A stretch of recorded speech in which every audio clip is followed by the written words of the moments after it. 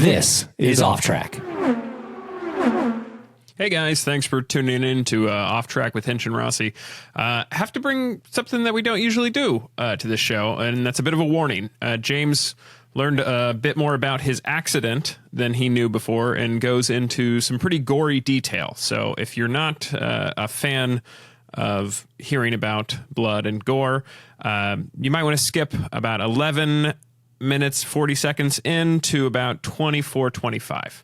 Thanks. Looks like someone's got a case of the Mondays. Look at his little face. Look at that little thing. Look at that guy. Tim does not have a small face. He's not talking about Tim. Although his face does look smaller because he's shaved. Yeah. Well, and because his hair's grown back to cover half his face. Yeah, I can't tell if his hair's grown longer or he just shaved, but like the proportion hair. It is amazing how fast different. his hair grows. It's I shocking. was thinking of getting a haircut this week, but I have a place in Indy where I really like to get my haircut. And so, like, since I'll be back in Indy for Thanksgiving anyway, I'm just going to wait. That's fair. You should also just cut it more often, though. No.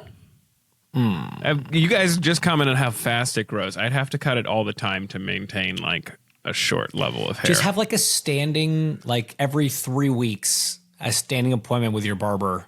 That sounds exhausting. Go in and, well, yeah, but, you know, a lot of things that you have to do in life are exhausting, Tim. It's just part of life. But I don't have to do that. I can just have longer hair. Right, but that comes with a whole host of things that are not good for you. I shaved. I feel like I've already made one big change. Why'd you shave? For fun. Really? Just bored? Just totally by yourself independently decided that you wanted to shave for your own benefit and no one else's whatsoever? So, yep. You two were together lately. How did that go? How was your time together? Was it good? Was James it just and I, two of you? James was and it I just, actually, yeah. No, James's wife was there. Oh, just three of you? Yeah. It was. Right. It was, yeah, unfortunately, it was just the three of us. We had a good dinner. We had good margaritas. We had some margaritas. We had some Mexican food. Did we go anywhere afterwards? We went to Barney's. We did go to Shocker. Barney's. Yeah. Oh, yeah, we went to Barney's. No, it's not changed at all. And it was karaoke night. So, of course, Tim... Not only did Tim go up to do karaoke, Tim bribed the guy to cut in line. You and insisted be first. that I do this. My recollection of events and yours, I think, differ slightly on this, Tim. I may have said like, yeah, you should definitely bribe the guy to go first. Cause you were like, I won't forget. You went to him to guys put your name on the list. And then you walked back up to me holding like the most disorganized group of bills that I don't know where you'd pulled them from, but you were just like, should I bribe the guy so that I could go first? I'm like, oh, you should definitely bribe the guy so you should go first. Okay. And then you disappeared again and then you came back. And 10 minutes later, he called the first guy and it was Tim Durham. Now picking a 7-minute song was a bit of a dick move. Wreck of the Edmund Fitzgerald may not have been the best move. I think I left in the middle of it. I know for sure that Becky and I left in the middle of it. We left and you were still up there.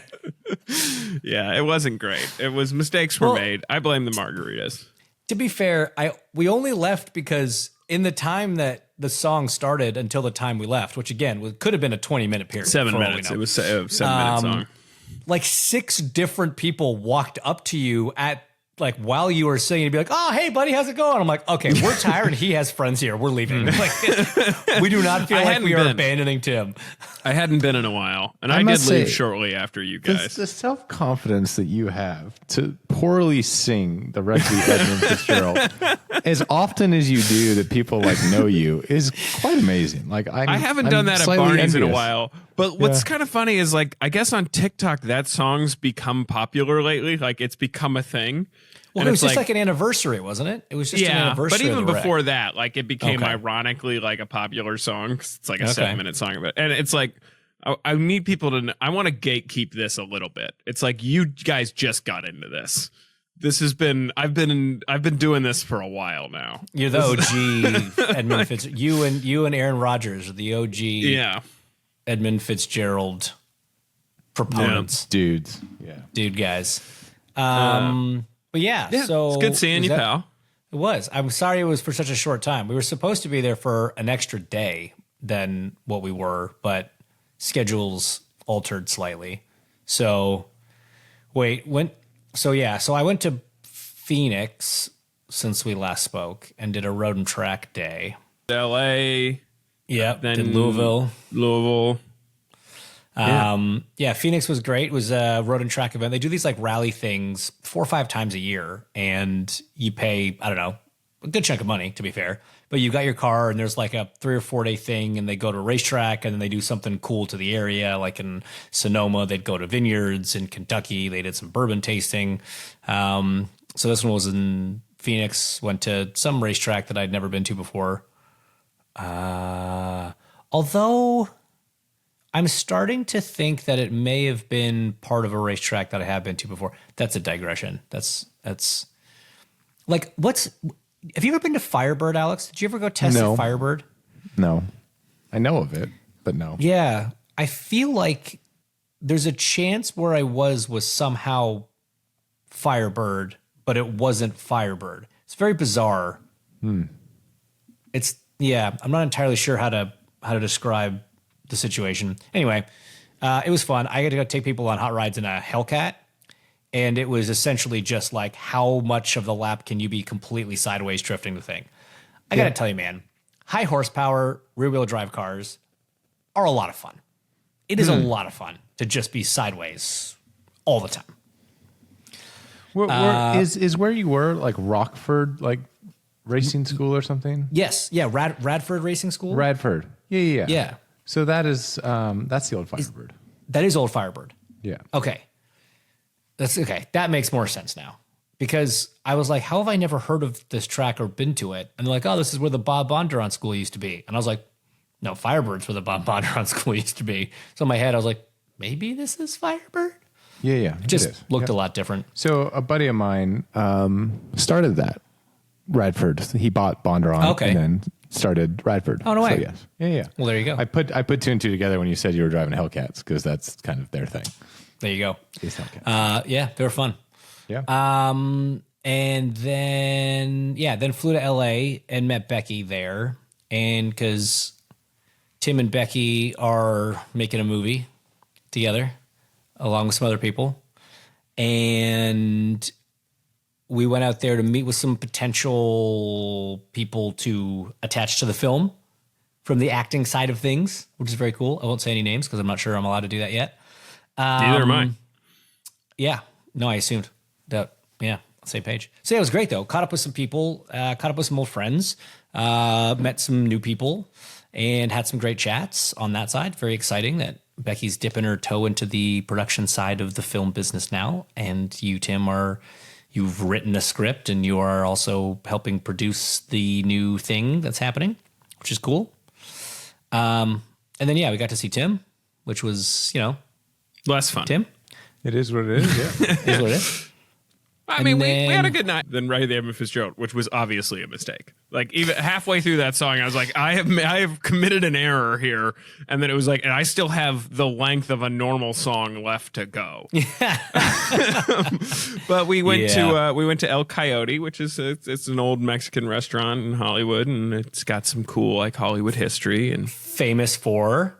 Yeah, it's unfortunately where Sharon Tate had her last meal before she was murdered by the Manson family. So it's a little less cool, but yeah, super. They show it in Once Upon a Time in Hollywood. I mean, I think that's kind of more cool. I mean, we did not get murdered. I do think in case anybody was worried, James and I both did live. I have eaten since then, so my last meal was not at Los Coyotes or whatever it's called. El Coyote. El Coyotes, sorry. And then flew home and had what I did. Oh, dude. So on Friday, I was at the Speedway filming something for Halmatro, who, former sponsor of the safety team, but still supplier of all the like unbelievable tools that we use on the IndyCar safety team, but are also used by like EMTs everywhere. Jaws of life, like cutting cars in half to get people out, kind of stuff. So this company is the company that makes all those things. And we're filming this video for Halmatro, and it was kind of tied into what's coming up to be the 10th anniversary of my accident at the Speedway. And so we had Matt from the safety team there with me, and he was one of the guys that was there on the day. And like, it's been 10 years now, right? But every time I get the chance to talk to somebody that was there, I learn something new about that day. And I was just sitting there peppering him with questions. And it was probably the most graphic explanation that I've received so far. Really? Yeah. It took 10 years to get to this point. Well, I feel like people didn't like want to share like the super gruesome details, but like he told me like halfway through, he was like, I don't know if I'm going into too much detail. I was like, no, more. Like, I love it. I think this is great. Dude, it's gnarly. Like it is seriously messed up what happened to me. And the fact, I know, like, look, I've said this publicly a ton of times. As bad as it was, I do think that accident in a lot of ways was one of the best things that's ever happened to me. And I will die on that hill. Not in turn 4. You did die. You did die there for a little bit. Yeah. But man, it still blows me away when you hear people that were there. Like, I've regurgitated the story so many times, right? But I'm telling other people's accounts of stuff because I don't remember that part of it, right? And I guess I haven't really had a conversation with somebody and had any new information about it for a while, right? Because I've talked to everybody. I knew everything that I thought I needed to know or whatever. And the additional information, again, it's just more the detail and like the graphic nature of it, like really highlights how messed up the whole scene was, which again just highlights how unbelievably impressive that team of people truly is, because there was no protocol for what happened to me. They had no idea what was going on. They were just having to use their experience. So what was like, I mean, what possible information was new / gruesome that like surprised you? So it was like obviously everybody knows I lost a lot of blood, right? Right. But like when you start hearing like, it's like, okay, you're losing blood. I just think of it more as like, exactly, where did the blood go? You know, I had 22 units of blood put in me. Right. But that means that much also went out. Right. Yeah. And so that's 2 full human beings' bodies worth of blood. That all went between the seat of my race car, the ambulance, and the ER. It's all there. Like it's just everywhere. And apparently the ambulance, a Quentin Tarantino movie. No, dude. Got it. Apparently the ambulance was just like a murder scene. Right. And there's just blood everywhere. He was saying how like he had one of the wounds packed, like every bit of gauze in the ambulance was gone. Like they'd used it all. They'd switched to towels. Those were soaked through. He was like, I had my foot up against the back of the ambulance and I was just pushing in to put as much pressure on your leg as I could. So they put this, he told me they put this thing around me that they called like a combat diaper or battlefield diaper or something. And I'm imagining it's like a bed sheet tied around my waist kind of, because like that's roughly where the exit wound was, right? And they're just pressing on it. Everything is soaked. The floor is soaked. They're sliding around. I'm falling off the gurney. Like apparently it's just complete chaos. And he was saying that there was like this new guy, this like intern dude that was sitting there. And he was just like found a new career after this. Dude, apparently he was like shell shocked after by the time they got to the hospital. Yeah. Can we find this guy? Can we talk to this guy? Oh, dude, 100%. 100%. We got to get him on the show. Down for a Tuesday episode. So then the part that I found like comical and like actually like Tarantino went through my head when he told me this. So they've got this thing wrapped around me apparently. And obviously, they brief the ER on the way to the hospital, right? So they know what's coming in.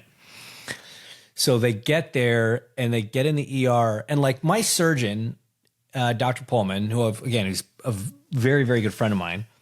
He always like said, he was like, like we got you to the ER and you were literally like soaking through the gurney. Like the blood was like dripping out the bottom of the gurney. Like that's how much blood, and they couldn't figure. So like, that's when we decided to get you up into the OR. And so Matt's version is similar, but he was like, so we got you there and obviously you could see like everything on and around you was covered in blood, but they're like, all right, let's just get eyes on this wound. And they pulled this thing off and he was like, I'm not kidding. Like a blood squirt out to the wall. And they're like, nope. And just like plug it back up. They're like, we can't do anything from here. Get them upstairs. I don't know about you guys. I'm kind of hungry. I could go for Dude, like a rare steak right now. It is wild. Like, the fact that I'm sitting here like laughing as I'm telling this story, just like I'm not obviously trying to belittle anything. I mean, it was me. Like, I get it. But like, it's the nature in which it was told, I found to just be hilarious. And the fact that I made it out of that is like, it's nothing. Like, there's nothing you can do but laugh. Like, it's so insane that I made it out of that situation at all. And I am eternally grateful to all of those people and everybody that donated blood, and everybody that continues to donate blood, and all of those things. But yes, it was fascinating that still 10 years on, I'm learning more and more about what happened that day and the nitty gritty details. It's very fascinating. Do we need to put like a warning at the front of this episode? I mean, I'm a little queasy. Like, I mean, I always imagined that.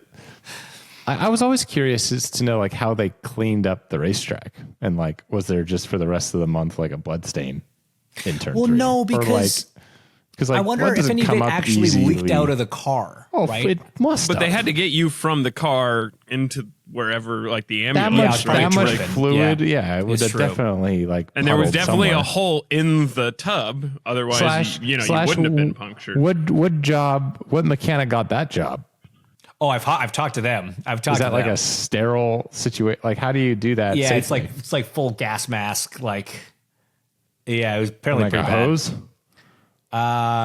No, I think it was more like just simple Windex- green and paper towels. Yeah, Oh, simple God. green. I was gonna say, you guys ever like you make enough of a mess of something? Sometimes you're just like, you know what? I'm gonna toss this. I'm just gonna get rid of this. I'm not Yes. gonna do like. You gotta assume there was Yeah. a good amount of that, right? Well, No, they like- repaired the car and it became a show car. Like, the tub still exists somewhere.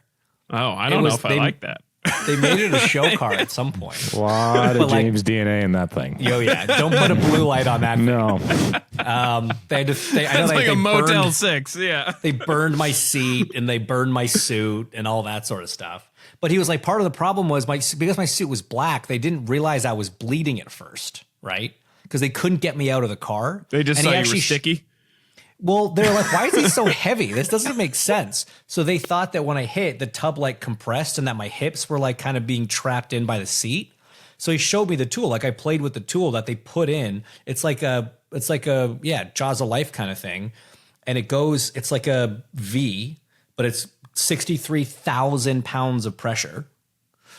And they open it up the width of my hips, put it on either side, and then just kept opening it. And then they heard this like popping sound, and they're like, and he said this was a detail that I hadn't had prior. I'd heard about the popping sound and whatever, but he was like, yeah, when it popped, your body like moved because like it had whatever, like the suspension went through me and then stuck on the other side of the car, right? And obviously it had like torqued my body somehow. So when the suspension piece came dislodged from the other side of the tub, when they spread it, like my body relaxed back down because it had like. Yeah. Like sick stuff, man. It's wild. Anyways, okay. Anyway, Hazel, we're not doing lunch today. We're skipping Yeah. that meal.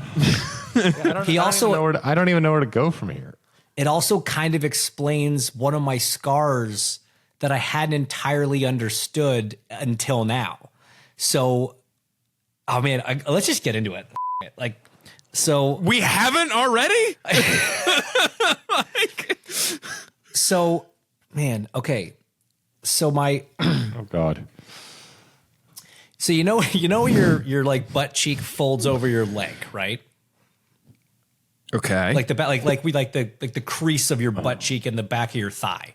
No, like the bottom of your butt cheek. Yeah. Like the bottom. Okay. Yeah. Okay.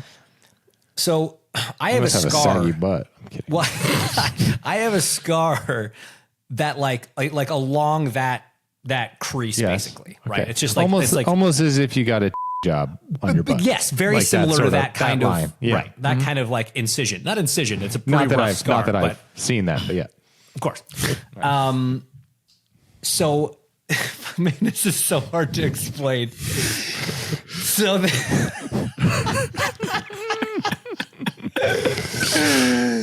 so there's an exit wound, Yeah. right? That We is where, it's like kind of sits up by my hip and it's like just it's a circle looking thing. And then there's this like tear in the bottom of my butt cheek. But based on where the other kind of hole is, I'm like, I always just kind of thought that the suspension piece like just grazed right along that part of the bottom of my butt. And that's where the scar is. But like when you like do the geometry to where the exit wound was, it doesn't actually make a ton of sense. And for 10 years, I've kind of just been like, I'm sure that's what happened. Evidently, what actually happened was when they pulled me out, that just ripped right out. So like it was in my butt cheek basically, and then when they like the I get exit it. wound bit came out, and then from I there understand. it just like, I get it. just tore out. That didn't help the bleeding. No, it did not. Huh. Yeah, Which explains why I was bleeding through the gurney. I'm glad you made it, but I don't understand how they looked at all that and were like, yeah, we can save him. Like kind of the same thing where I'm talking about like when you're looking at something, you're like, this is too messy. We just need to throw it away. I don't know how they didn't look at you like, so he's gone, right? Like, do we just take him straight to the morgue or? So is your ask whatever questions about my butt you want to ask. Right. I don't know that. Is your do you have less mass on your left cheek? Yes. Okay. Yeah. There's a good kind of like torn never came back. Well, no. So imagine like putting a knife through the middle of a steak and then pulling the knife down.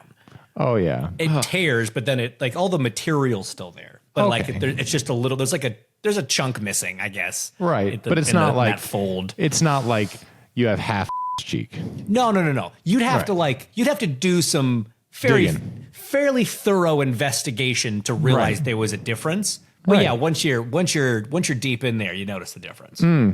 Interesting. Huh. Yeah. Well, but I wish I could see Chris's face right now. I really wish, because I know that he's listening and probably knows as little about this story as anybody, but he's just probably like, what the is happening right now? There he is.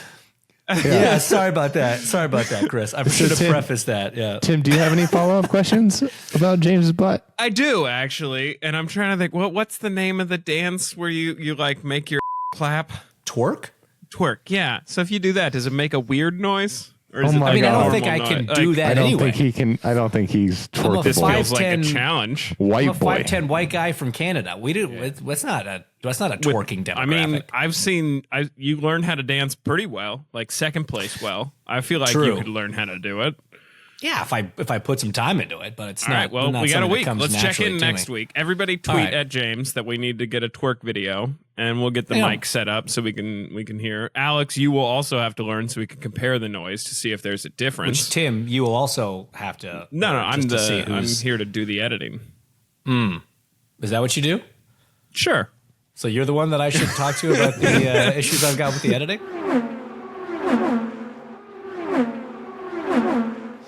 So anyway, so that was Friday. And then Saturday, I got to hang out with my buddy Alex. And we went down to Kentucky. Way less butt stuff with Alex. Not none. Way less. Not none.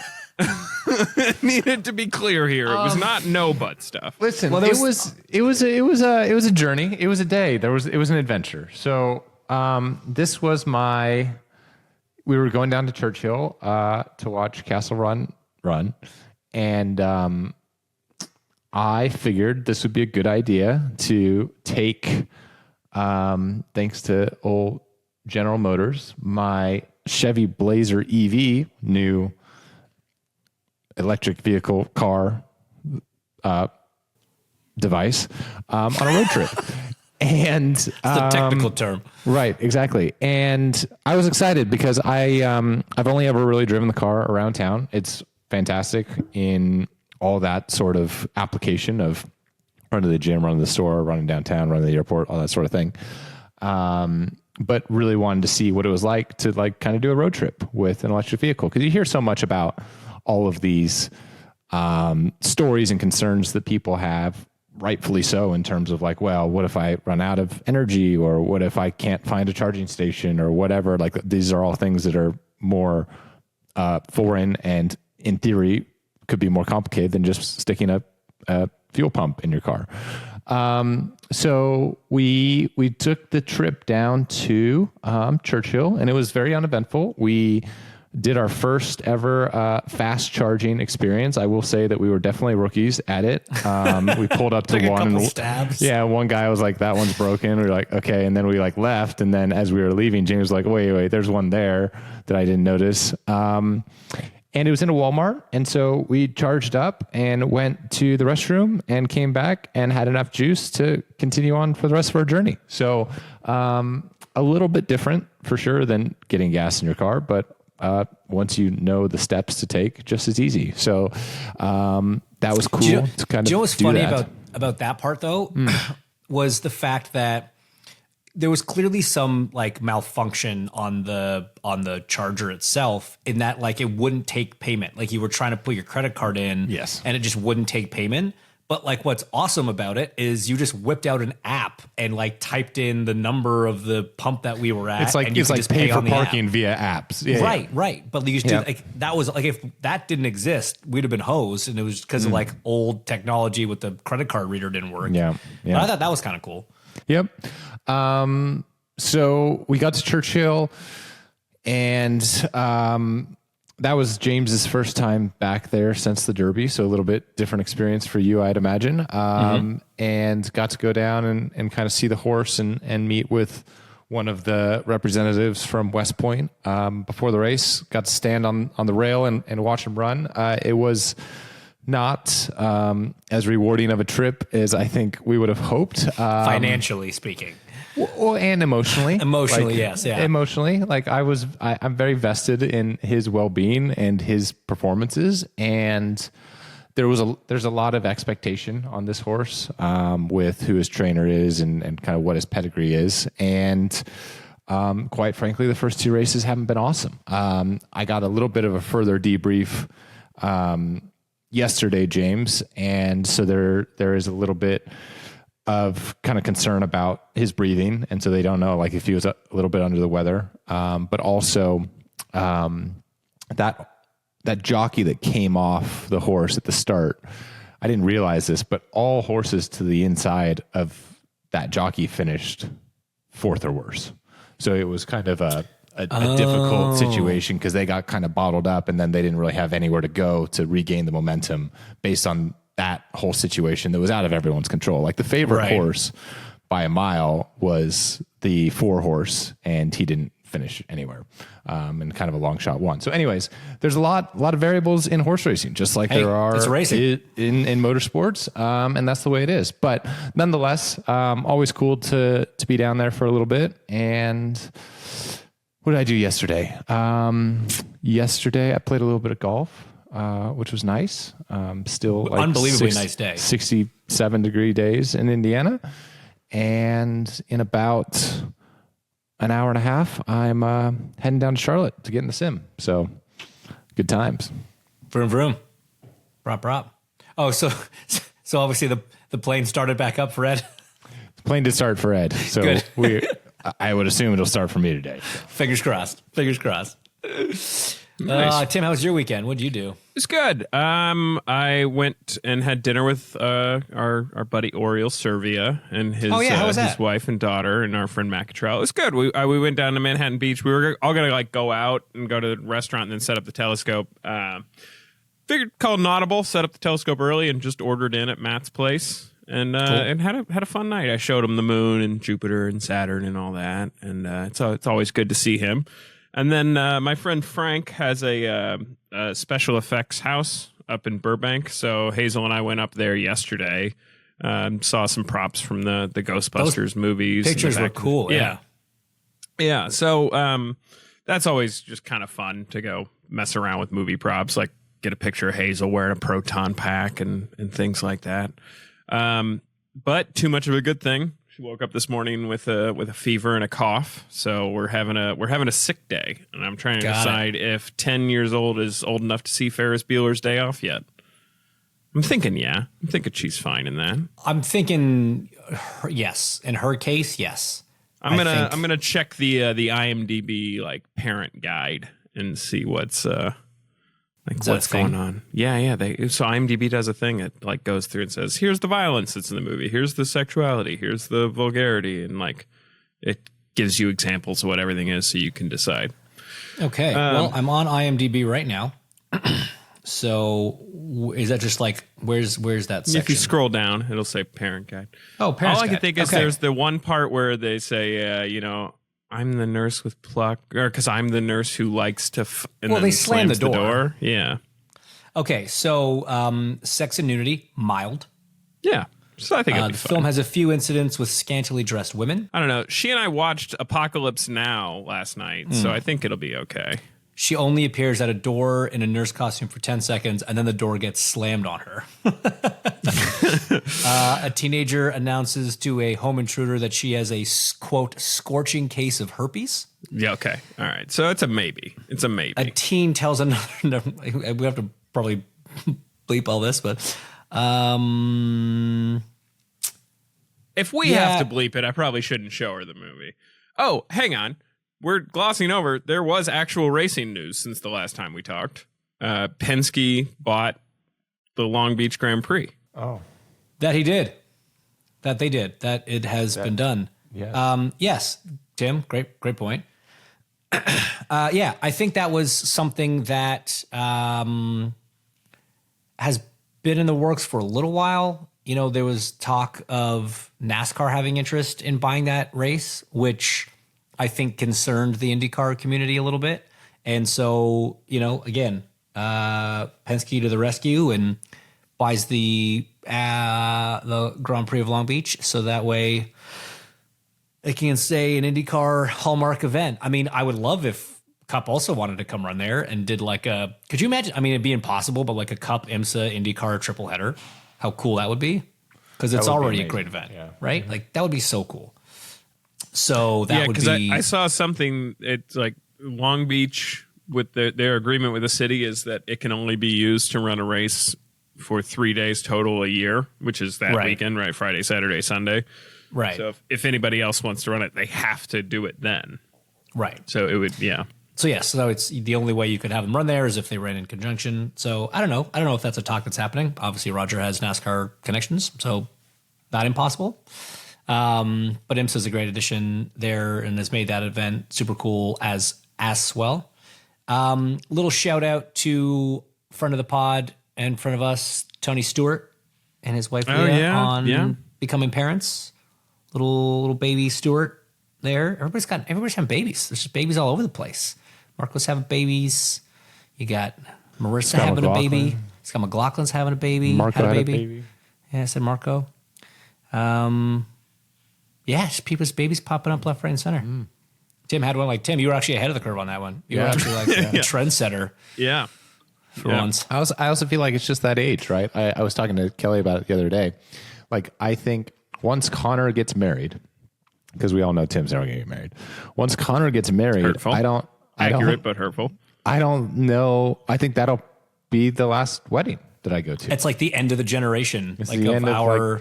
No, there'll be second weddings. Well, right, but I'm not going to be as obligated. Like, I'm not going to feel as obligated to go to those, Colton? right?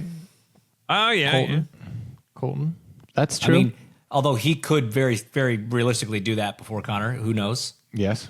So, he's okay. a bit younger. But we're down to like a couple weddings left. Like less than a handful. Yes. Less than 5. Yeah. For sure. Yeah. For sure. And Which, how do you feel about that? Good. Here's the one thing that upsets me about like that phase of our life coming to an end is... Means you're old? No, I'm actually okay with that. It means that wedding Joseph Newgarden has fewer opportunities to appear in my life. Yeah. And that's upsetting. Wedding Joseph Newgarden has not really appeared in the past 3+ years. Trying to think when's the last time I saw Wedding Newgarden. It wasn't at my wedding. I mean, so he wasn't at wedding. Your wedding. Ashley Newgarden showed up, well, yes, fine. which is arguably just as impressive. So yeah, way more fun. I would like to edit my statement to say the new garden, wedding new The gardens. wedding new gardens. Right. Yes, will not be as prevalent. But we just need to think of, you know what we need to do? We need to just like come up with an annual party that happens. Party and split it amongst all of us. Yes, and just like make it like a wedding style event without all the boring stuff that people don't like about weddings, and just have it an annual thing. So once a year, our group of friends just gets to go But we have to definitely do like the yearly bachelor party to prepare for the yearly fake wedding. I love this idea. Clearly, sorry, that was assumed. I didn't realize that had to be like laid out, in the in the new rule book of this particular event.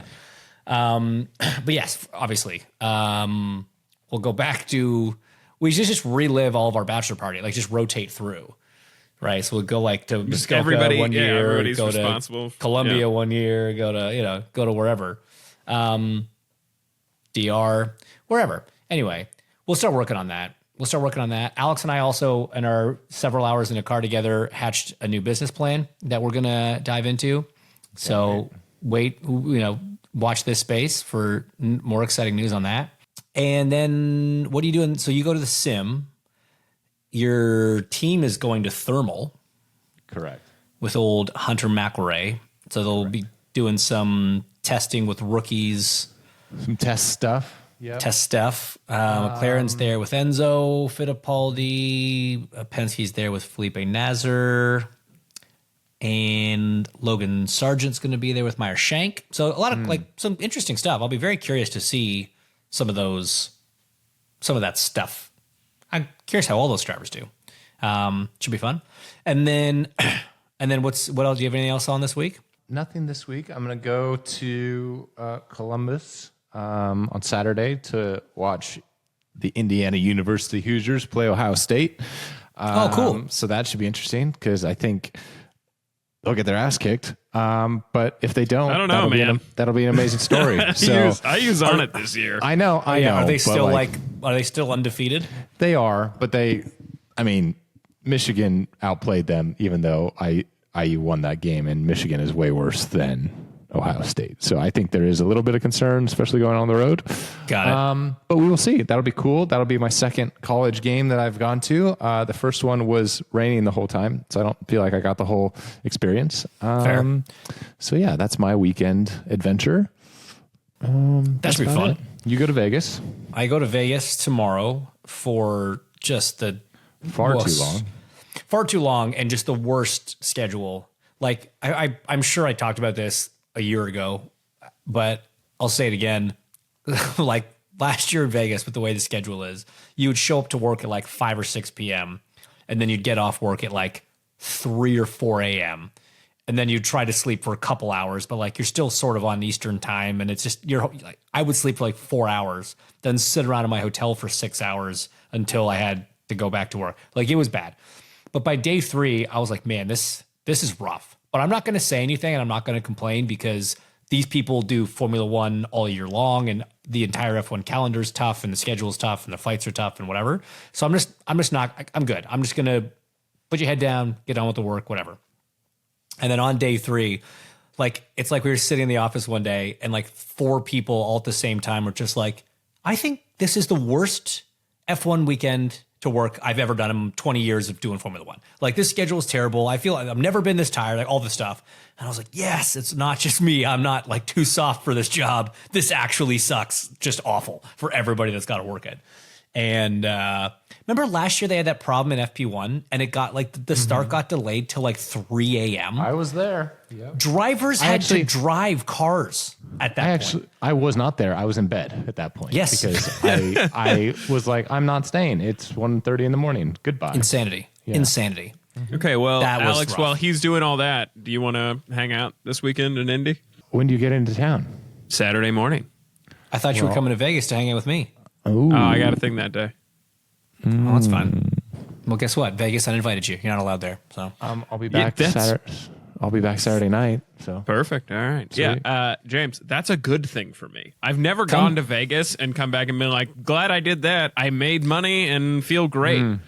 So do you want to come for Thursday and Friday and then just Yeah, leave from there to go to Indy? Yeah, You should do that. yeah. You can stay with me. I'll get you passes. Yeah, all right. Yeah, I'll be there. I mean, Becky's not coming, so I'm alone. Come hang out. I have to go, guys. I have a real job to get to. Not that it's not great seeing you. So have fun in Vegas. Tim, have fun in Vegas. See you this weekend. Have fun in Vegas if you're going. If not, watch on TV. Probably tape delayed because who's going to watch it at, 3 a.m. on the East Coast? Unfortunately, me. Nobody. But right. That's it. Yeah. Yeah, fair enough. All right. Have fun at the game. Go Hoosiers. This has been Off Track with Hinch and Rossi. Off Track is part of the SiriusXM Sports Podcast Network. If you enjoyed this episode and want to hear more, please give a 5-star rating and leave a review. Subscribe today wherever you stream your podcasts. We are at Ask Off Track on Twitter and Instagram. And if you want to follow us on Twitter, we're at Hinchtown and at Alexander Rossi. If you want to follow Tim, though we have no idea why you would, he's at the Tim Durham on Twitter. Find us on YouTube and subscribe to our channel for exclusive video content. Off Track is produced by Tim Durham, and by that we mean Tim.